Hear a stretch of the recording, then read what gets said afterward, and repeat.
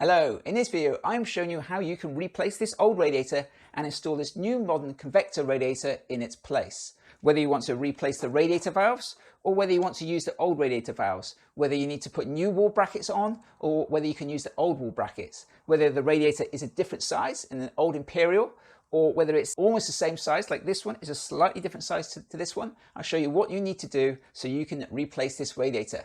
I'm also going to go through whether you need to drain the system or not drain the system.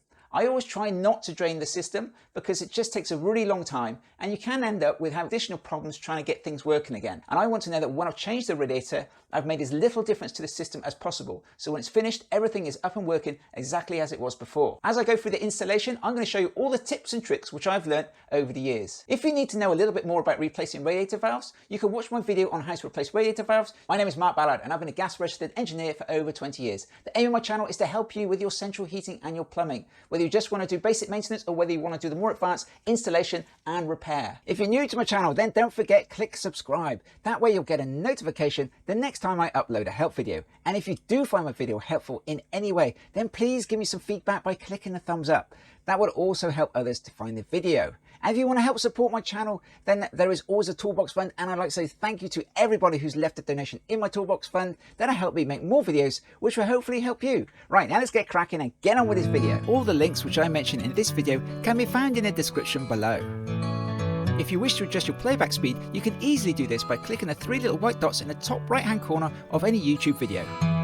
So just to let you know, there is no right or wrong way on how to fit a radiator. Every heating engineer will do it in a slightly different way. I'm going to show you the way I've been doing it for the last 20 years. So the first thing I will do is to turn off the electricity to your boiler. So if you have a combi boiler, you can just turn this main switch off on the front of the boiler. That will isolate that boiler. If you have an open vented system, one with loft tanks and a hot water tank, then I recommend turning off the main switch on the wall. That will ensure that the pump doesn't start running, because the last thing we want is to suddenly get hot water coming out of our pipes. The next thing I will do is to look to see whether I need to drain down the system. If you have a combination boiler, then with any luck we won't need to drain the system. If you have an open vented system, there's more of a chance we might need to drain the system. You can see I'm all ready to go. I have my dust sheet down. I have a towel underneath one radiator valve. I have a towel underneath the other radiator valve. I have all my tools out ready to go. I've got my toolbox to hand and my big drill to hand, and I've got my vacuum. So now I need to isolate both radiator valves. Now I'm going to come to the thermostat here. You can see that thermostat says maximum now. I'm going to turn that all the way down. Now you can see there's a little snowflake here. That stands for frost protection. Now there's a possibility, if we're changing this radiator over a couple of days and the weather gets very cold at night, there's a possibility this thermostat may open up and let some water out. Now to stop that from happening, what we'd normally do is to replace this with a decorator's cap. Now decorator's cap comes with all the thermostatic radiator valves, but most of the time people lose them or they don't know they exist. So just going to put this cap on in its place, and that will ensure that this radiator valve stays shut. And then a very good idea, just in case it does start dripping, is to cap this off. Now all I do here is I've taken a spigot from another radiator valve. I'll put a steel cap on it, screwed that down tight, and then I'm going to put that in there. Now you can see that actually there is a bit of water, so possibly that could be dripping, and it might start dripping during the night and cause a leak, and you don't want to have water pouring through your ceiling. Again, or dripping through your ceiling. So again, I'll do exactly the same as if I'm making a joint. I'll just put this paste on the inside here. Okay, just around the joint there. Put this onto here. You can maybe just give it a little twist because that'll work it in a little bit. Do the nut up and then get your spanner. You can nip that up. There we are. And that should stop any leaks from coming out. So here's the other radiator valve. This one has a screw in the top. I'm just going to take the screw out like that. And then when I close the radiator valve, I'm going to count how many turns it is, because when I put it back again, I want to make sure that I turn it back the same number so the system stays balanced. So let's see, we've got 1, 2, 3, 4. So that's 4 turns. Then we want to make sure that this is tight, because I don't want any water coming out. Don't break it, but just make sure that's good and tight. So that's 4 turns. And remember that for when I refit the radiator valve and open it up. I'm now going to drop the pressure in the radiator by opening up the bleed valve here. And I'm going to put a bowl on the floor here to catch some water. Now these things turn round. People sometimes get worried that when these turn round that something's broken. It's quite normal. It's supposed to turn round. Okay, so I'm just going to point that down at the floor, so when the water comes out, if any comes out, I'm going to catch it in my bowl and towel. Okay. There we go. So that's just dropping the pressure within the radiator, not in the system, because both radiator valves are shut. And there we go. Now I'm just going to shut that again so it doesn't drip everywhere.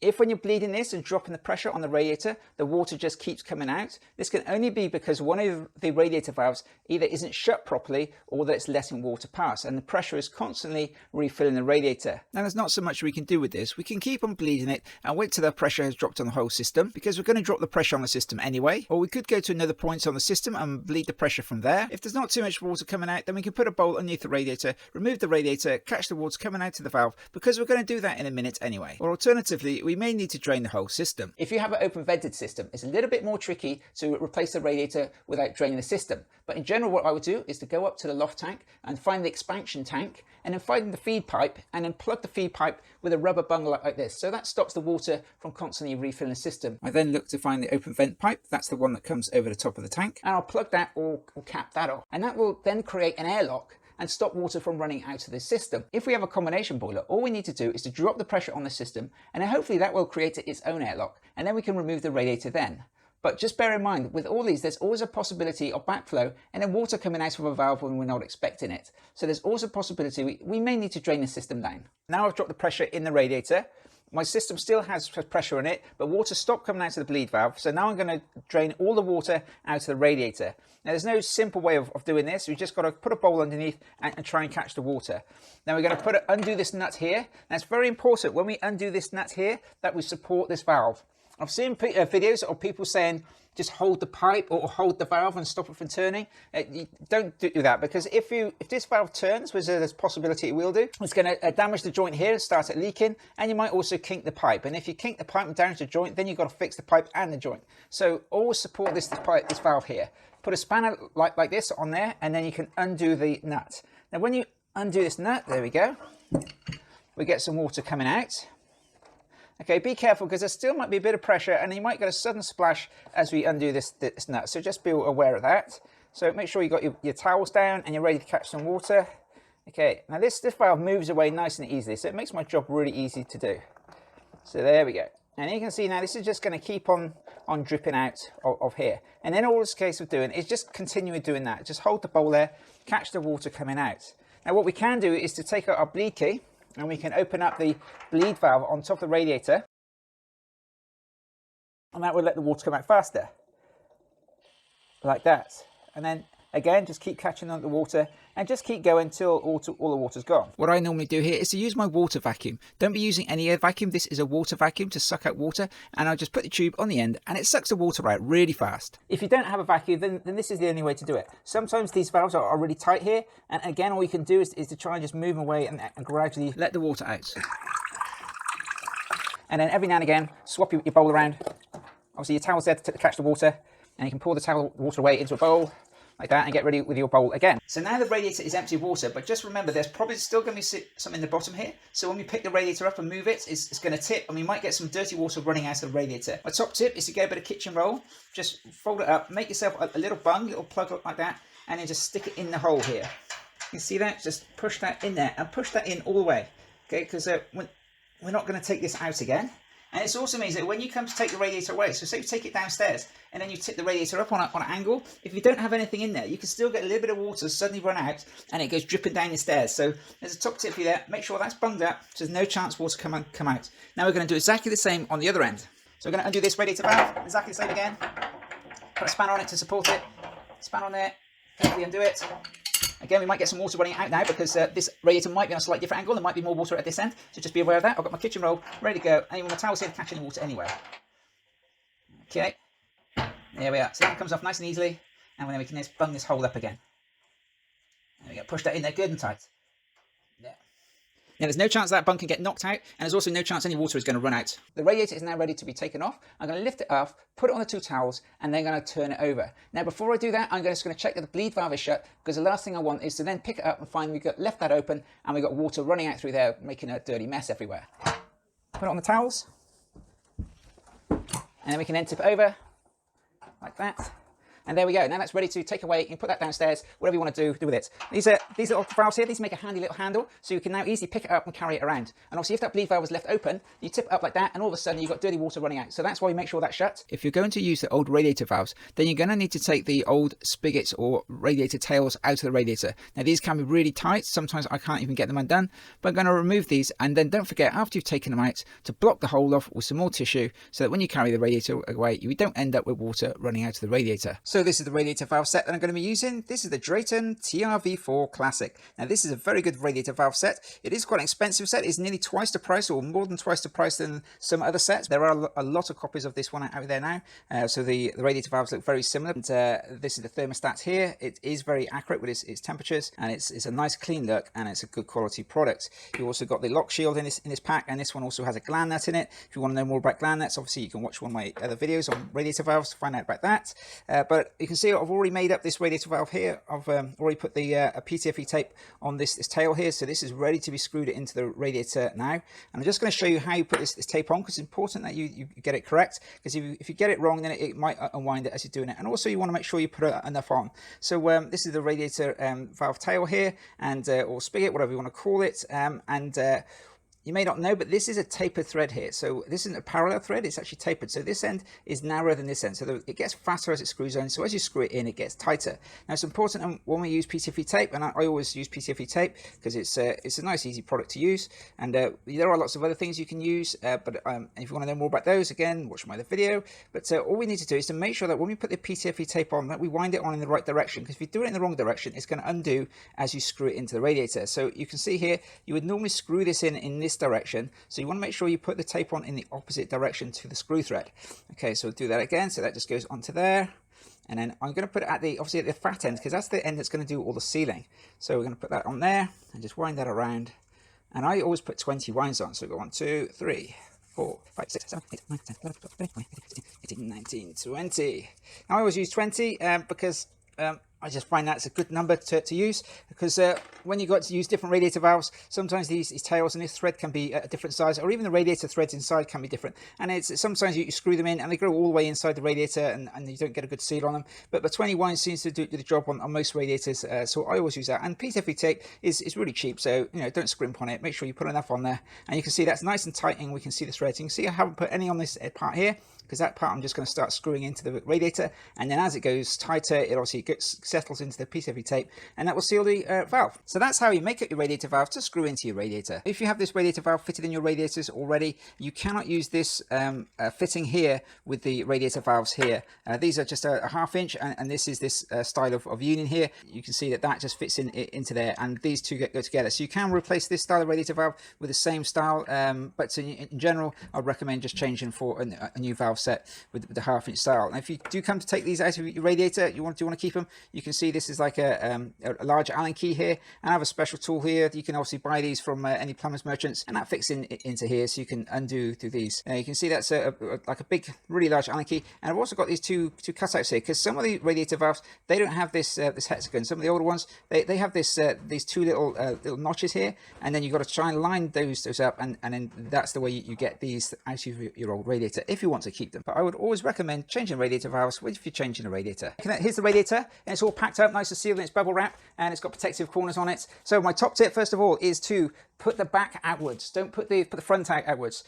Turn it around so the back of the radiator is showing towards you. There is nothing worse than taking all this packaging off and then accidentally dropping your spanner, and it goes down the radiator and makes a big chip on the radiator. Trust me, been there, done that. Always turn around, always put them backwards against the wall, and of course always make sure your wall is protected. You don't only put this up against here and scraping the wall away. So now what I do, I just get my Stanley knife, and now I can just cut around the edges, and we can get inside our radiator.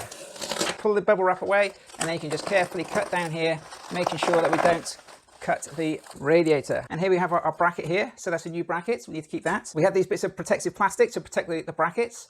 We don't need those anymore. And we got a pack of parts. Okay, we got some screws in there, and we got the plugs for and the bleed valve for the top of the radiator. Then we got the plug in the end here, so we take this plug out, and then we got a cap on the end here. Now sometimes these are quite tight, because they're screwed in and then they're sprayed over, and so they're just held in with paint usually. So just be careful and undo this and don't damage your paintwork. Sometimes they're round, sometimes they're hexagonal, they can be all different shapes, but just be careful that you don't damage your paintwork. Now whilst it's like this, we can make a decision which side we want our thermostatic valve on, because most thermostatic valves these days can go on either side. Now just to demonstrate that, if you have a thermostatic valve, you will see that this one here has 2 arrows on it. So one going in one direction, the other going in the other direction. That means that the valve can go in any orientation. It doesn't matter if it goes in the flow or the return, you can use that valve on either side. Now I'm going to do this up.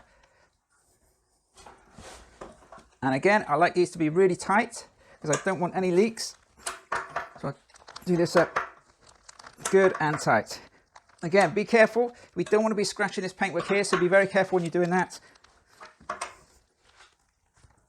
There we go, it's good and tight. And you can see that's almost level, and I can still see one thread, so I know that it hasn't gone in and just stopped. I know that's made a good seal there. And then generally what I do is I turn it over and I do the other side. I'm going to leave the caps off for now, and I'm going to put those on later. And the other side.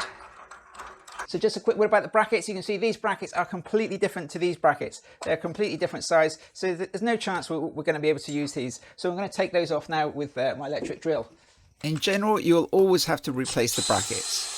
So now the brackets have been removed and we're ready to fit the new brackets and the new radiator. But first of all, I need to replace the radiator valves. Now don't forget that the radiator system is still full of pressure, so we can't just go taking these valves off. So what we can do now is to either attach a hose pipe or just get a bowl, and we can slowly open the valves up and drop the pressure on the system. So here's the radiator valve, and what I'm going to do is going to open this up and we're going to catch any water that comes out. Now I'm expecting there to be quite a bit of pressure in there because like I say, this is on a combi boiler, or even if it's on an open vented system, you've got all that pressure above you. So we're just going to open this up and see if we can catch all the water. There we go. Now again, this is an opposite place where I would use my vacuum, and I'll catch any water now. And you just stick my vacuum on the end, suck it up, and that just gets rid of all the pressure. But if you don't have a vacuum, like I say, I'm doing this the hard way to show you guys. And then we just take it out, pour it into a bowl. But we want to keep on going until there's no pressure in this at all. We don't want any water coming out, because what we're going to do now is we're going to undo this nut, and then we're going to take the valve off and put the new valve back on in its place. And you can see that's completely open now. And you're just going to let that pressure drop. Now, one of my top tips here again is to do one valve at a time.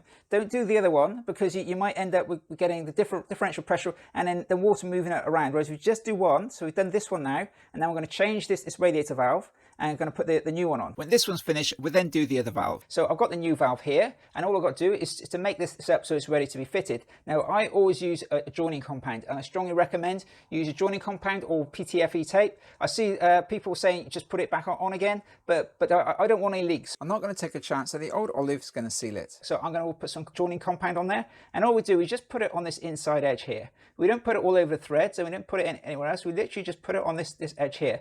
And the same for this side here, we just put it on there, and we just wipe it around there. Now I quite often see, or people think, that this nut seals the radiator valve. Okay, they think that this somehow seals it. This is not the case at all. So there is no point in getting PTFE tape and wrapping it around here, trying to make a seal and thinking this is going to do something. That will do absolutely nothing. That is not what seals a radiator valve.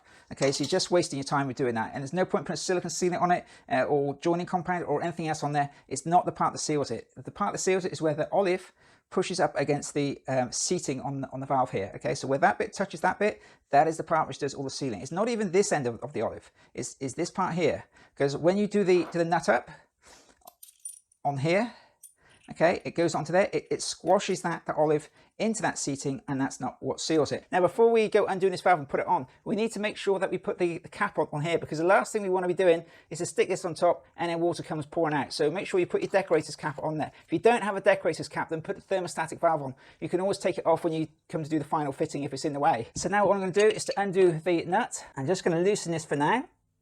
There we go. Because before I'm going to change it, I'm just going to make sure that the pressure has all gone, because I don't want to take this off and find the pressure's built up and all of a sudden we get gallons of water pouring out. So I'm just going to undo this again now. And see, there you go, we've got some more water coming out. So we're just going to let that pressure drop away there now. Like that. And you can see I've got my towel wrapped around the pipe to catch any water here. Now, depending on the radiator valve, depends on whether you're going to be easily be able to change this. But if you want to know more information about changing radiator valves, then you can watch my video on how to replace radiator valves, because there's a whole load of information which I can't go through this video. But if you've got a straightforward valve, but it's one exactly the same as this, you're changing one for one, the pipes move around a bit, this is nice and easy. Now you can see that is dropped down now. So we can easily just literally take this valve off now. You can see there's no water coming out at all now, and then you can quickly put the other valve back on. Just remember, if we had the other radiator valve open, or there was some way that air can get in, then we may find that water starts coming out of the pipe. If water does come out of the pipe, it's just a case of quickly swapping the valve over, putting it on top, and then nipping the nut up to stop any water from coming out or any air from getting in. If you want to replace the nut and the olive, I'll show you how to do this now. With the valve removed, we need to push the nut down a pipe to expose the olive. Now if there's a lot of paint on there, we might need to scrape off some of the paint so we can see the olive clearly. Now we need to remove the olive. Now we can get special tools to remove olives. They cost between 20 and 30 pounds, and you may not want to spend that, but they do make the job really easy. And I'll show you those tools in another video. I'm going to show you how you can do this with just a pair of pliers. Take the pliers and grip the olive tightly, and then gradually turn the olive backwards and forwards. And with this olive turns nice and easily, and now I'm going to pull the olive upwards whilst twisting it backwards and forwards. Be careful not to squeeze too tight and crush the pipe, because we don't want the pipe being a different shape. If the olive doesn't move and it's really stubborn, then the only option may be to use a junior hacksaw and to cut the olive off, and I'll show you how to do that on the other valve. And you can see I've still not got any water coming out, but bear in mind, any time I could suddenly get some water pouring out, so don't be hanging around with this. Get this done pretty quickly. And I'm just going to clean this up because I want to make sure I've got a good surface and there's no chance I'm going to get any leaks. And this is a special emery. Wire wool isn't recommended, although you'll find some people say it is. Wire wool isn't recommended because you can get bits of wire wool going down inside there, and then you've got bits of steel floating about inside your system, and that's not great. You don't want bits of steel floating about inside your system causing rust. Right, so now that's nice and clean. I can then put my new nut on, and then I put my new olive on like that. Now, if you want to, if you're feeling a bit concerned about this joint leaking, you can always get some joining compound again and just smear it around on the pipe. If I think that this is a bit dodgy, then I will, if the pipe looks a bit crushed, or it's not quite as nice as I would like it to look, a nice new pipe, then I put some on there. That just adds a bit of belt and braces, as I call it, and then we can put the olive on there, and again put a little bit on the olive just to give us again belt and braces. At the end of the day, I don't want any leaks, and you don't want any leaks either, so it's worth taking your time making sure this bit's right. But bear in mind, we are, I wouldn't say under a clock, but you just got to be aware that you could get water coming out. And then we can just put this back on again. Okay, I'll just put a bit more smear on there. Make sure it's that. And we don't want tons, because we don't want it going right up inside the valve there, and then you got stuff floating around your system. So if you've got any excess, just wipe that away and just do it again. Okay, then we can just put that onto there, and it's all looking good. And then we can just do this nut up, and that's ready to go. Okay. But bear in mind, we're now going to have to tighten that because the olive is now loose, because we don't want, again, suddenly when we do the other valve, pressure to build up, and all of a sudden this bursts off, and then you've got water pouring everywhere. So if you're going to do this, then you need to now tighten that up and crush that olive a bit so the valve can't come off. So I'm just going to hold this on here. It doesn't really matter on the angle, because I'm going to straighten that up in a minute. So I'm just going to hold this and just nip that nut up. So there's no chance this can move. I've left the radiator valve pointing at the wall because I'm going to use that to mark the height of the radiator in a minute. We need to make sure that we set the radiator at the correct height. It will also make it easier to hang the new radiator. So now this radiator valve is ready to be changed. I've got the new valve here. I'm going to do exactly the same again. I'm going to take this cap off the top here because I want to make sure that the radiator valve is shut. So there we are, snip that up a bit tight. And again, exactly the same again. I'm going to take this off here. I'm going to put some paste onto here. If you don't want to use paste, or you can't use paste, you can use PTFE tape. And I'll show you how you can wrap that onto the pipes if you don't have a joining compound, because they both work just as well. But this method is definitely quicker. Now that one's ready there. So you've got both sides made up, and the radiator valve is definitely shut. So again, I'm going to check that there is no pressure in the system by opening up the radiator valve, because this side might be different to the other side. In fact, it's gone the other way. We've actually let some air in because I heard that sucking, so that's gone under vacuum. But I'm going to shut this again now, because all the time, if anything goes wrong, I can just pop it back on again. So that's a good point, actually, as I say about the vacuum. So if your system's hot, then when you are doing this, the system will cool, and it will actually create a vacuum and suck air in. And that's not necessarily a good thing, because it's going to end up that you might, let's just see what happens here. Then you might draw more air into the system than you want. Then again, you can see there, that's just nothing coming out. So I'm just going to pull this olive off here again as well. Right, now as this one's being stubborn, then I might as well show you how I take it off with a junior hacksaw. And just cut through this. Now one of the reasons for this is a brass olive. And the brass olives, they don't give very much. See, I'm just gently cutting through. I don't want to cut into the pipe. So only do this as a last resort, because it's tricky to know how far through you've gone. Okay, I think I'm happy with that. Then I just get a screwdriver and I just push it in the olive here and I lever it. And hopefully, there we go, it just pops apart. Now I've done this a lot of times, so I know what I'm looking for. But even then, I can see, if I look closely, I can see I've made a little scratch on the pipe there. A bit hard, but you can actually see there's a little score mark, but I'll cut it with my hacksaw. What I'm going to do there, I'm just going to use a file and just make that nice and smooth. I'm just going to file off that because I don't want any reason for this not to seal. So this pipe, as you can see, because of the way I'm filing it, if I go like that, I can take this nut off now. You can see that the pipe is slightly crushed here. So the pipe is nice and clean, or I hope it is, but I can't really see around the back here. So that's where I can use a little mirror, and I can just look around the back, make sure that there's nothing really weird, a big gash or a big dig in it. But I can see that's nice and clean. And again, we can use some emery just to clean that off. So I'm going to put the nut on, I'm going to put the olive on, and I'm going to get my PTFE tape, and I'm going to wrap it around the olive. Now I'm just going to turn the olive like this, because that'll help me wrap it on. So I'm just going to gently turn that around, and when it gets a certain tightness, I don't have to start wrapping it. Now it's this edge here again, I'm not trying to seal the back of the olive, it's the front, so I'm putting it over the front here. Okay, I'm just going to keep going around, I'm going to put on several winds, because I want to make sure that's going to be a good seal, and it's not going to leak. Like I say, if you want to put some belts and braces, you could also put some joining compound if you're particularly worried about the pipe. But there we go. So I'm happy with that. We know this valve is shut now. We're just going to put that on the top here. And again, because this is a new olive, we're going to push it down. Good fit. And we're going to do the nut up. And we're going to do that tight because again, like I say, we don't want it suddenly bursting off when we're not expecting it. I'm just going to loosen that again so I can show you.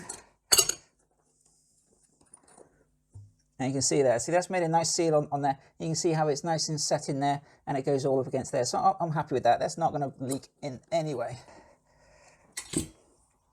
Now when it comes to marking out the radiator, I try and keep it as basic and simple as possible. So what I would look to do is to put the radiator in its position, and I'll just make sure that it's an equal distance away from this pipes, so that one there, and the same for this side here, making sure that this is equal distance. And then I'll look to mark the position of the bracket. That's in the right position there.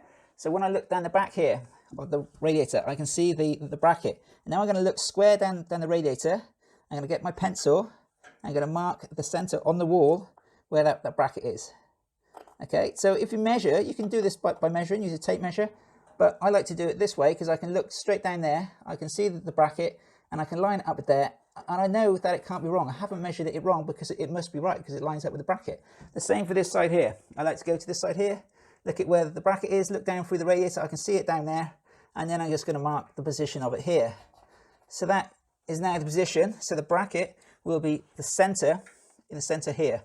That's where the bracket is going to be. So now I have the two pencil marks on the wall. Okay, I'm going to use my small level, make sure it's level vertically, and it's going to put a line on the wall there. So now I know exactly where that bracket is, and I'm going to do exactly the same with this one here.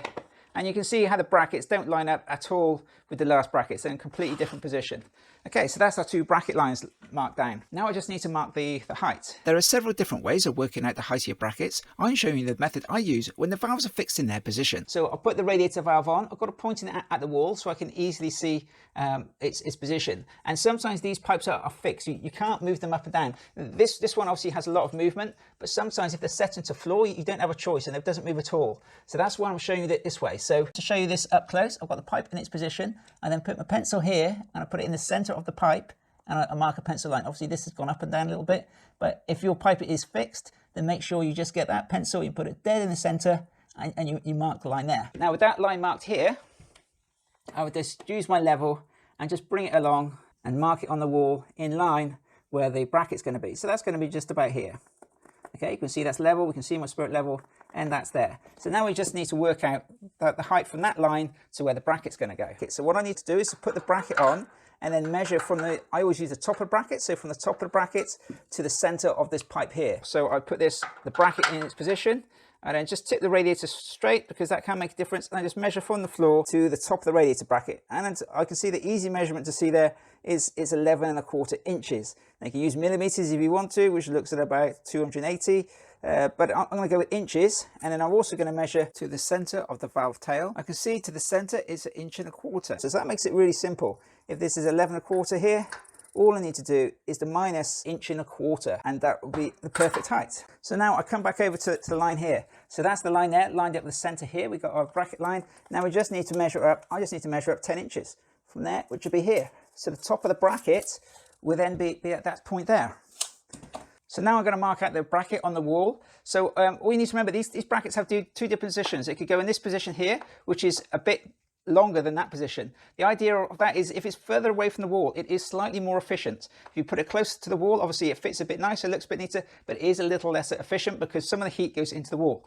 So I always tend to put mine farther away from the wall, so I put it with the long side sticking out. But what's more important to us is we ensure that the radiator lines up with the pipe and the valve. The best way to do this is to hang the bracket on the radiator upside down. That way you can then put the radiator up against the wall, then check whether the radiator lines up with the pipe and the valve. You could then try putting the bracket the other way around, recheck and see which is the best position. You can see with the bracket in the shortest position, the radiator doesn't really line up with the pipe. So I'll be setting this radiator with the bracket at its longest position. And then I'll put the edge, this edge here, I just put it on the line, and I'm going to put the top of the bracket on our pencil line here. So that would go there, and I go here.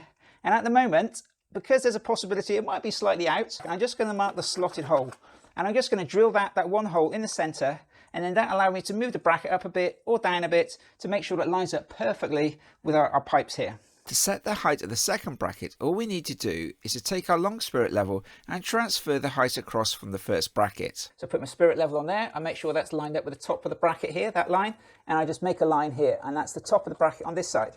Then all we need to do again, exactly the same again. We're not putting up the lines in the center, we're putting the edge of the bracket against the line, put it on the top there, and then I'm going to make that slot there.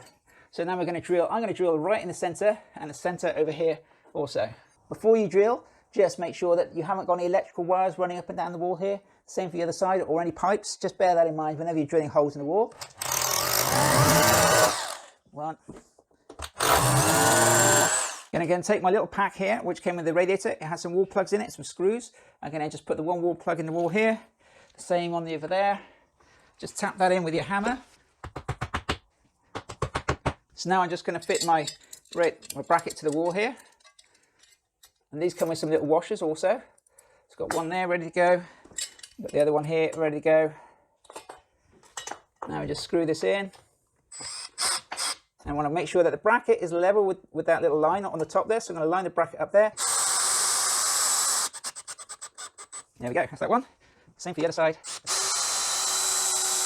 So now you can see the bracket is lined up with that top line there. We got it lined up on the side here, and I put this screw central. That means that we can move the bracket up and down if the radiator doesn't quite line up with our radiator pipe. And then when I've got this perfectly set up, I then drill a second hole, and I'm going to drill it through one of these holes here, and that would then lock the bracket in position, and so there's no chance it can move up and down. So in my pack of bits, I also got these little plastic clips. What these are for is these just slip onto the radiator brackets, just so it stops any squeaking or rattling sounds when the radiator is on there. So they just literally just slip on the top here, and the radiator sits onto those. So you can put those on. Just make sure when you are fitting it, they don't drop off. And obviously I'm putting them on now because this does make a very slight difference to the radiator height. It's not a lot, but if you're trying to line it up exactly with a millimeter, then you need to put these on.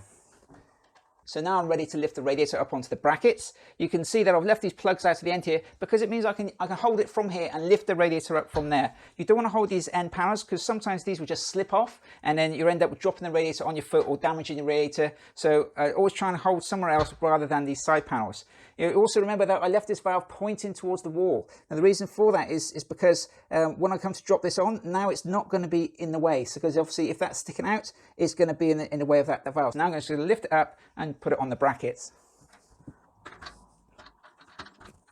And then I always just tend to look down through, make sure that it is actually hooked onto the brackets, because the last thing I want is it to suddenly just drop off the wall. And you can see there is a bit of movement when it's on here, so it will move backwards and forwards. So that's the radiator on the brackets now. Now I can see how it looks, whether it's in a good position with the valves here. I can see that one there is looking like it's in a good position. We need to make sure that the tail lines up with the radiator valve. Now you can line that up and try and see if it's right. If it's not quite right, you can just loosen the nut, which I've already done. Then we can twist the valve around and just see if it's going to line up. Okay, and what you can see there, that's going to line up there perfectly. So I know that this radiator is now at the right height. Then check the other valve to make sure that's at the right height also. And I'm going to put the second screw in to lock it in position. I turn the radiator valve back again, just do that nut up again, because I don't want that to start dripping at all. If you find the radiator is a little too high or a little too low, it's just a case of adjusting the bracket slightly. Now if it's a little too high, it's nice and easy. All you need to do is get your adjustable spanner, put it down the back of the radiator, and just tap on the bracket. Just go tap, tap, tap, and then watch the radiator drop a little bit, and then check the alignment again. Now, if it comes that you have to raise it up, then all you can do is take the radiator off, make an adjustment to your bracket. So now I'm carefully going to take the radiator off so I don't disturb the brackets. Then I'm going to drill a second hole and lock the brackets in position so the radiator is then fixed in its set position. If you find you do need to make an adjustment to your bracket, moving it up and down, what you can do is to just put a line where it is now, okay, and obviously just undo the screw and just raise it up, make another little line, tighten it up, and then you can gradually move it up and down until you know it's in the correct position. So now we're just going to put the second wall plug in, just loosen that screw slightly. This one here also, put a wall plug in, wall plug in.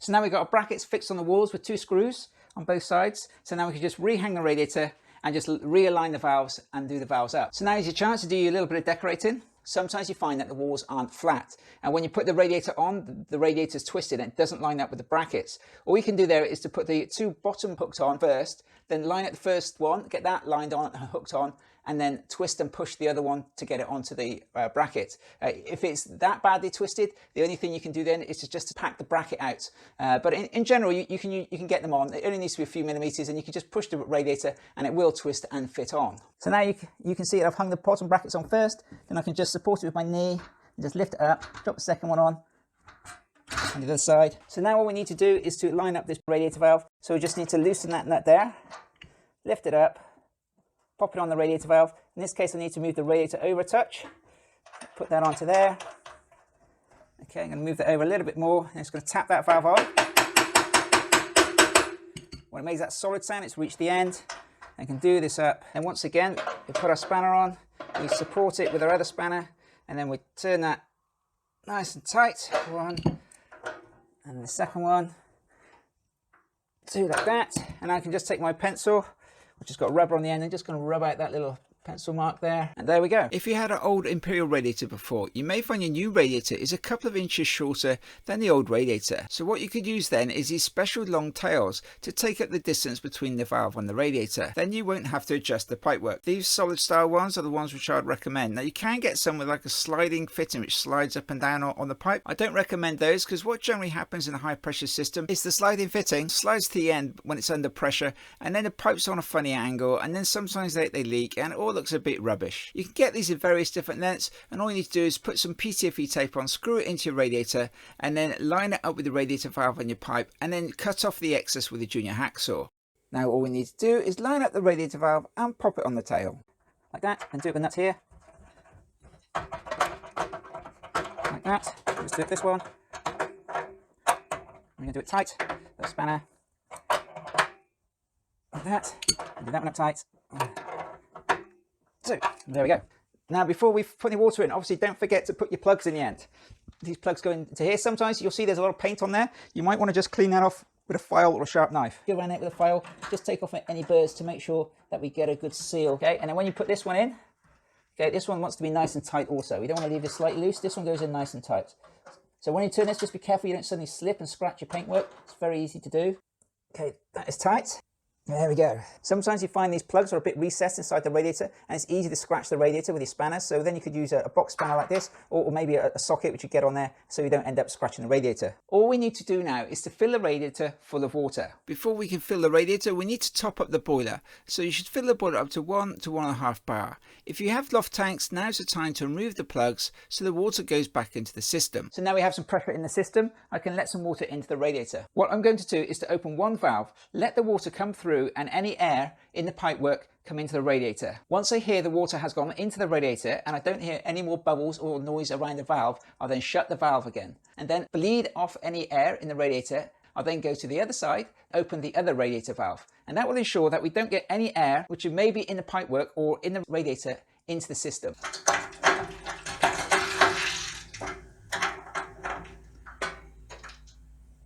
So that's it. I've now shut this valve and I know that this pipework is full of water and there's no more air in it, and it's partly filled the radiator. Now I'm just going to open the bleed valve, let the air out. Like that.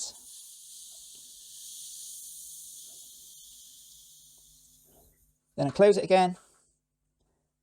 And now I can open the other radiator valve. As we're bleeding the radiator, we may need to go back to the boiler and top the system back up. You may need to do this a couple of times if it's a big radiator. So we go down to this radiator valve, open this one. So you could hear then the water coming into the radiator, any bubbles in the pipework has now been removed. They've come up to the top of the radiator and we're just going to bleed them off through the radiator bleed point here. And now we can open this valve fully up and we can put the thermostat back in its place. Now the thermostat is fitted here, we can now bleed the rest of the air out of the radiator. And that's it, so that's that radiator bled now. That thermostat is on. We can go to the lock shield valve on the other end and we can now open up that lock shield valve and set it the same amount as it was when I came to it, which was 4 turns open. So I'm just going to open that up. 1, 2, 3, 4. And I can put my cap onto there, do the little screw up.